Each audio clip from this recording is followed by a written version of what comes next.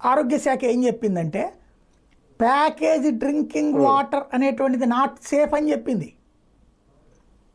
వాస్తవం ఒకప్పుడు నాకు బాగా గుర్తు, TV9లో ఉన్నప్పుడు పెద్ద డ్రైవ్ చేసాం మినరల్ వాటర్ ప్లాంట్స్ మీద. మినరల్ వాటర్ ప్లాంట్స్లో మినరల్ వాటర్ ఉండేది కాదు, ప్యాకేజ్ డ్రింకింగ్ వాటర్ ఉండేది.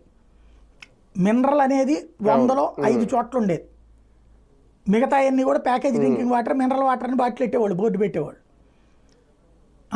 దాని మీద మేము స్టోరీలు చేసి రచ్చ చేసాం, రైడ్ చేపించేవాళ్ళం, వాళ్ళు తిట్టుకునేవాళ్ళు మమ్మల్ని.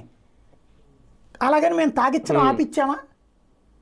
పోని వాళ్ళ మనం బజార్ వెళ్తున్నా ఓ బాటిల్ కొనుక్కోవడం అలవాటైపోయింది. మరీ దరిద్రం ఏంటంటే రోడ్డు పక్కన బండి దగ్గర తింటుంటాం, రోడ్డు పక్కన బండి అది, నీకు ఒకవేళ కలుషితం అయితే ఆ తిండి కలుషితమే కదా, కానీ సురక్షిత మంచినీళ్ళని వాటర్ బాటిల్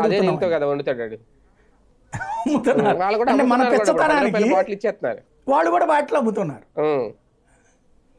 హోటల్స్ లో అయితే సార్ నీళ్ళు ఇవ్వడం ముందు వాడు ఎలాగానే మీకు కూలింగ్ వాటర్ సైలెంట్ గా బిల్లులో రాసి ఇచ్చేస్తున్నారు వాటర్ బాటిల్ డబ్బులు కూడా. అంటే మన పైత్యం అలాగైపోయింది. ఇక్కడ కూడా ఇది మన పైత్యం. ఏంటది? నువ్వు తినే బియ్యం నాకు, నేను తిన్నా, నువ్వు నాకు తినే బియ్యం ఇవ్వకుండా నువ్వు అమ్ముకోవడం తప్పు, నువ్వు వాళ్ళకి ఇవ్వడం తప్పు, వీళ్ళకి ఇవ్వడం తప్పు, వాళ్ళని